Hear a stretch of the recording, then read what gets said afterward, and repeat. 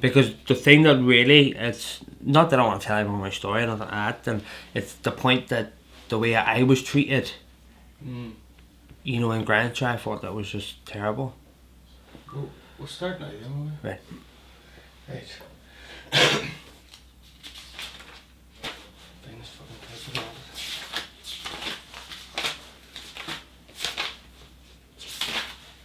like this. So Connor,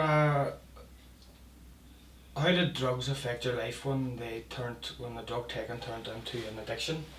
Well, I've always would have took drugs for the last 10 to 11 years, and just this year now I've been clean. But in England, when I experienced it at the beginning, it was okay for the first couple of years, but then things got out of hand, and I did a lot of bad things, as in to do with gangs and street crime and stuff like that, and taking a lot more heavy drugs.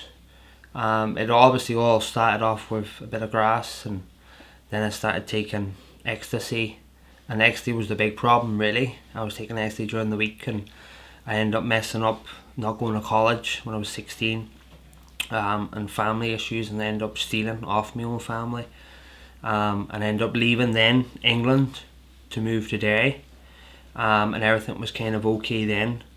And then what happened then was I got back involved in the drug scene again, and everything was okay. Is that here or in England? In England it started off, but because I fucked up over in England, because I messed up in England, I ended up coming back, you know, I had to get away from it all and I start fresh and stuff like that, so I came over here to my family over here. When was that? I'm over here now 7 years.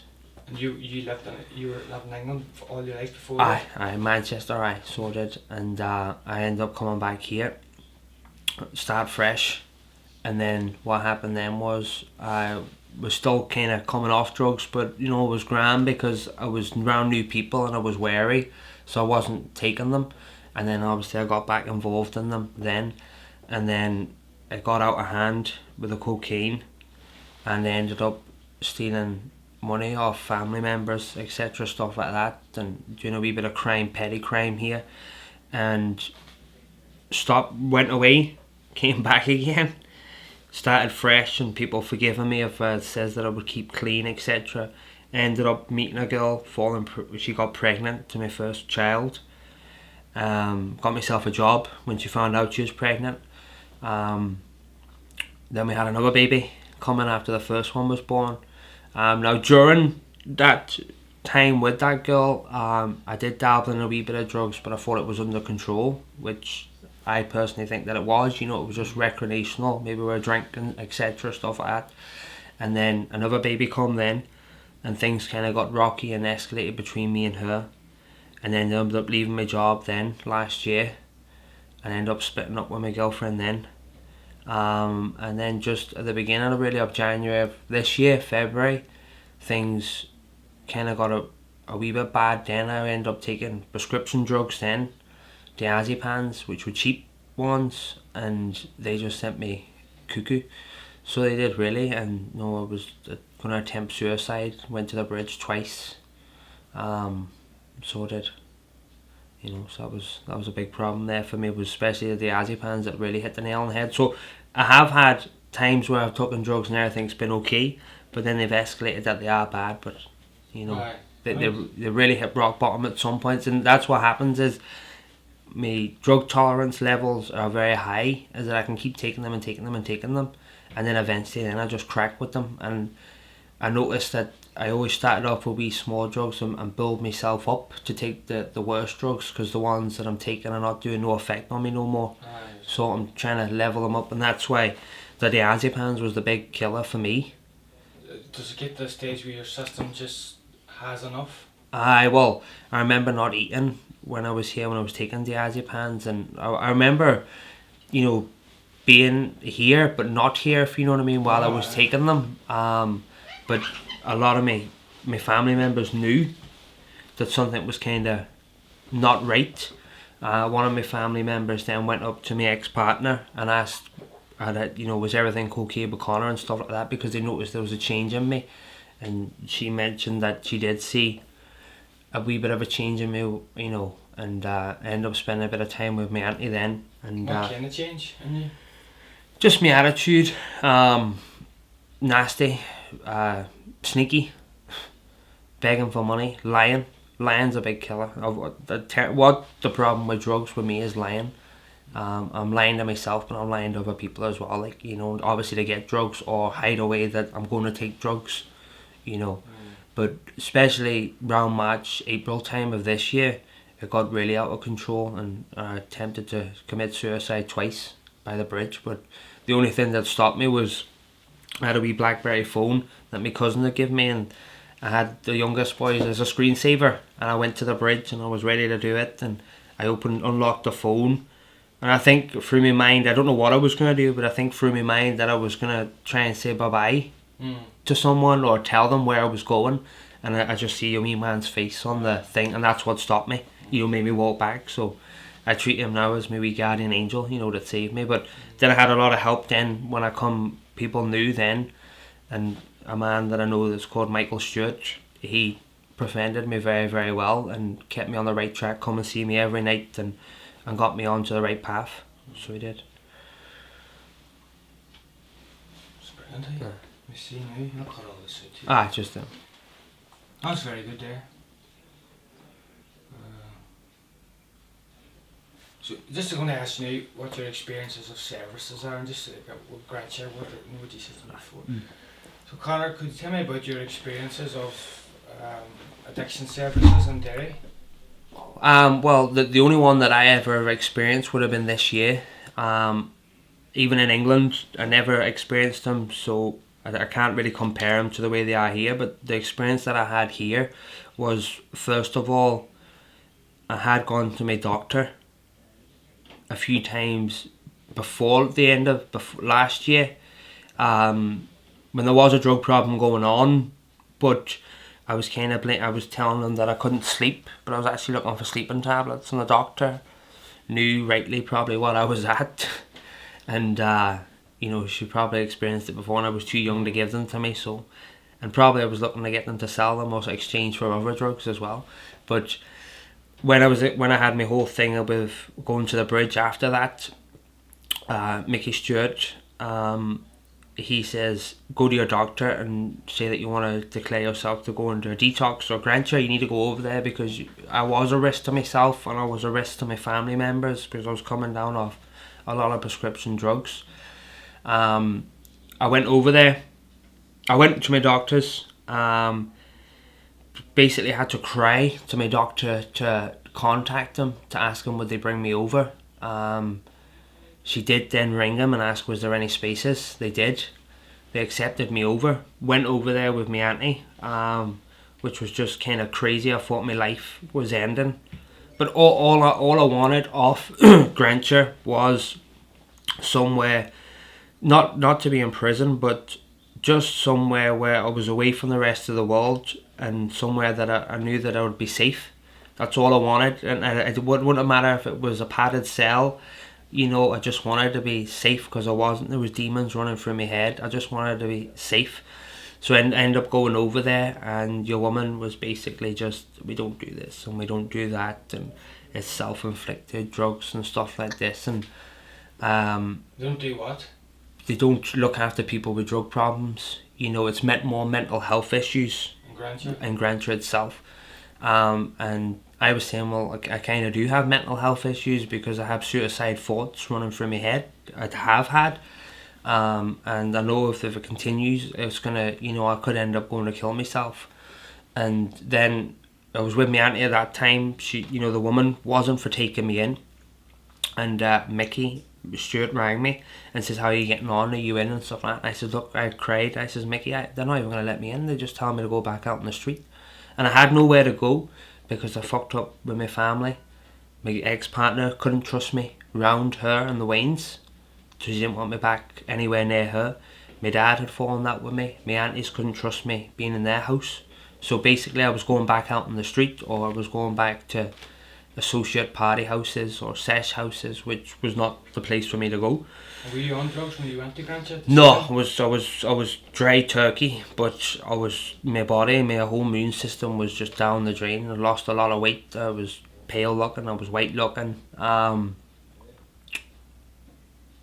when I went over, Mickey says, right, I'll be over now straight away. So Mickey come over and come into the room, and fair play to him, he gave it. He said, look, this man here is going to be a problem to if he goes out. He's already admitted. And I had a razor blade in my pocket, and I just says to you, I just threw it out on the table. I says, look, you know what I mean, that's the point I'm coming to there now, is that, and just threw the razor blade across the table towards her, and she was kind of shocked. But anyway, they let me in, and they made it out, and I got in there, and there was a boy in there that I'd known locally. He was in there, and he come over and gave me a hug, and you know that made me really happy that I knew someone in there. Now there was a few people in there that were a wee bit crazy, that weren't on the same kind of level as me, but I felt safe. There were the nurses and all there were great that looked after me. They asked me did I want dinner and stuff like that, and they showed me my room, and they did a wrist assessment, and I rang my partner and told her that I loved her and I loved my wains and I'll be out soon and everything will be grand. And I just felt that when I woke up that day, I felt a lot fresher, and I felt that this is me now starting fresh. And I prayed that night before. I was given rosary beads and everything, and that night before I prayed away, I spoke to my ma on the phone, and she was crying, and I read stuff on Facebook, and people were asking, I hope you're going to get better and stuff like that. And I felt that people were starting to like me, and that people cared about me. And I met your man that I knew, and he was going in for his wee interview and stuff like that into the room. And they asked me to go in then, and there was must have been 5 or 6 nurses in there in the room, which was really, really intimidating. And the woman, I found her snobby, so Who was she? I don't know who. She's one of the nurses or one of the doctors that were in charge of it. But I just found her this is just some fucking dickhead here, or some boy off the street, a young boy doesn't know what's going on. And basically just says that we can't help you, this is not a drug addiction place here, And I was all, look, I'm suicidal. Are you suicidal at the minute? And I says, well, I'm not suicidal at this moment in time. I says, because I feel safe here. I says, there's support here, as in that if something does go wrong and people can come and see me. I said, it does find a wee bit crazy because you're caged in. When you go out for a smoke, it's all fenced up and stuff like that. And it was a surreal experience for 24 hours that I experienced it. And they just says to me, well, we're releasing you. You can go. But Mickey had rang me just after he says that. And that made me back to where I felt when I was at my low point of taking drugs. That, I've been let down again. And all that kind of thing. So that angry at Grantia? Oh, it's raising at them.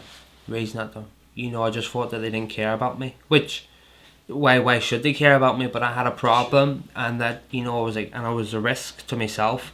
But Mickey had rang me anyway, bringing me over 20 fags, because he thought I was staying in for a few days, and that's all I wanted. That's all I wanted off him, was a few days off him, just to clear my head, talk to people, be safe in a safe environment, get my weight back up, get 3 meals a day, any kind of protein shakes I need to get my body back to normal, because I was in a bad place. They told me to go, and what they says was, you can either go to White Oaks or you can go to Hurt, and they says that you can ring White Oaks. They gave me the number and left me in the room, so I rang the White Oaks, and they says there was a long waiting list, blah blah blah, and they says, right, we have another organisation which is Hurt. But prior to that, before before I got the news of the doctor, I contacted D Quigley, and he says, well, I know Hurt, and I can book you in for an appointment with them. So he already had a book me appointment in for 2 days after, but I went into Grantia the night before. But I texted him that night that I got in there and says, look D, everything's sorted, I'm in Grantia, happy days, hopefully I'll come out now. And he texts back saying, good luck, I wish you all the best and stuff like that. But then I got back out and I rang Hurt, and I says, look, there was an appointment made for me by someone else to come in and see you about a drug problem. And they says, no problem, come you on up. So Mickey went in, and Mickey took me back to the house. I got shaved up, cleaned up, went over to Hurt then for an interview with them. And the woman turned around and says, Jesus, you have a fucked up life, after interviewing me for about an hour. And she basically didn't really mention nothing about Grantia. what their service is and nothing like that, because they don't do nothing anyway. So there was not really for her to mention. But what I found bad of the place in Derry is that the only people that are looking to help the young ones, or ones even with drug problems, it has to be a voluntary based, team or group, like Hurt. They're voluntary, and they're the only ones that are going to help us, that are funded by local or lottery people. But you have a hospital over there that taxpayers' money's paying, and they just fuck us back out, which I don't think is fair at all. So the only option you have is a voluntary service. It's a voluntary, exactly. The official NHS health service doesn't help you. Didn't want nothing to do with me. Do you think a detox centre would, or even a crisis centre would have I think what people need here is, and that there is the argument is, would people go, but people will go if they need the help, and people will go if their life is really, like as I said, people do take drugs and can handle it, and there was points in my life where I did take drugs and I thought I was okay, and I still carried having a job, etc., stuff like that.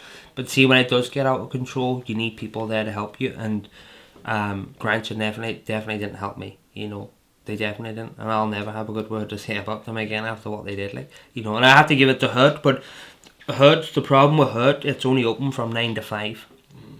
That's the problem, and they only can take you by appointment base.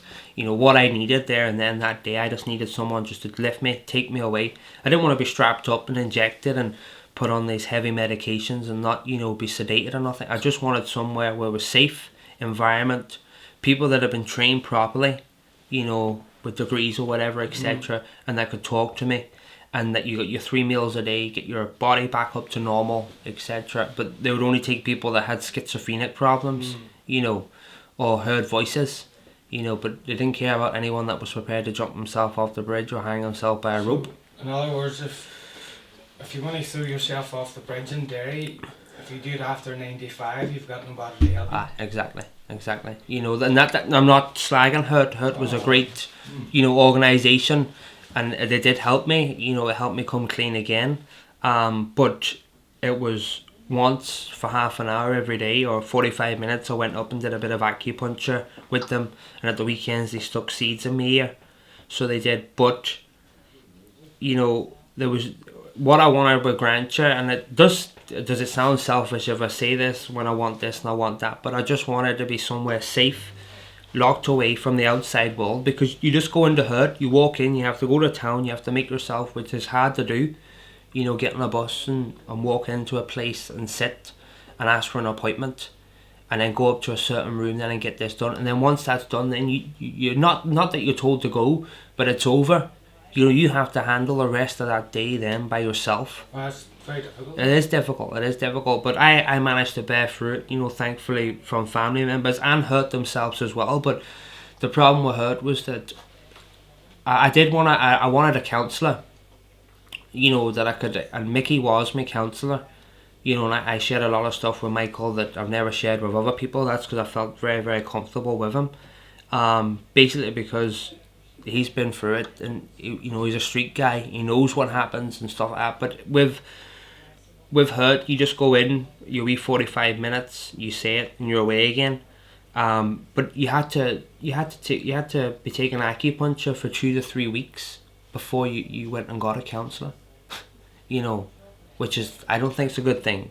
It's like you have to prove yourself.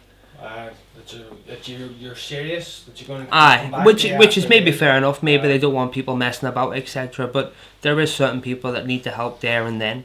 And that day that I got took out of Grancher and went and met your woman for an interview to get into Hurt, she sat with me for a good hour, and I released a lot more shit off my mind then, and that felt good.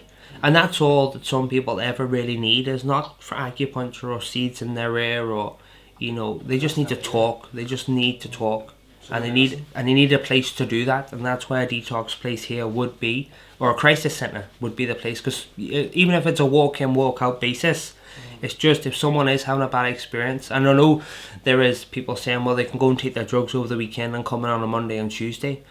But would you not rather have that than them on a Monday or Tuesday going to jump the bridge after 5 o'clock? You know what I mean? Exactly. Just the last question, really, just could you just mention Andrew quickly? Aye. Right then, so I'll stop talking now then. What was he? Just did you knew him? Well, and you know, I understand why this is partly being done because of a fella called Andrew Quigley that I knew very, very well for a family member. His uncle goes with one of the girls that I have a wing to. I spent a lot of time with Andrew. I know him quite well. Well, I did know him. God bless him. It was definitely, there was issues there. And now I spent my last time with Andrew was at a wedding there on New Year's Eve. Coming up now a year in December 2013. And sadly he killed himself long after that. You know, but I think if there was somewhere, Andrew did cry out for help. He really did, and he did have help. People did try and help him, but that wasn't good enough. You know, he needed somewhere to go. Doctors weren't good enough for him, because that's the same as, I think doctors the same as Grancher. It's just that they're opening hours and they read stuff out of a book, or they take a prediction that they've learnt in a university degree and they judge you that way, and they release you again. But I think if there was somewhere for Andrew to go to detox his body and clear his mind, it could have been a different story. You know, definitely could have been a different story. And Andrew's not just the only victim that this has happened to. There were so many more, you know, that this has happened to. But, you know, Andrew especially, that I knew quite well. I knew him very well. Since for the last 5 years, I've known Andrew from being in Derry. And sadly enough, I was glad that I spent, you know, a night with him on New Year's Eve, which was good. I know it wasn't a good year because this year, he passed away, you know. But it was definitely a nice experience to spend with him. But if the help was there, it could have been a different story, definitely. That was brilliant. Just now, the last question. We're going to end it on a positive note. Aye. It's just the question is, do you see now getting clean as another shot on life? Definitely. It's hard getting clean, and I can't say that I'll be clean for the rest of my life, because I know it's not like that. I know there may be a day in the future where I could end up taking drugs, but I don't want to take drugs. But I know there could be an opportunity where my mind could just go and say that I want to take drugs, and if that was the case, and that them demons do come back into my head, if there was maybe a detox place or a crisis place, you know, I can go in and speak to someone and ask them another alternative, maybe not to take them,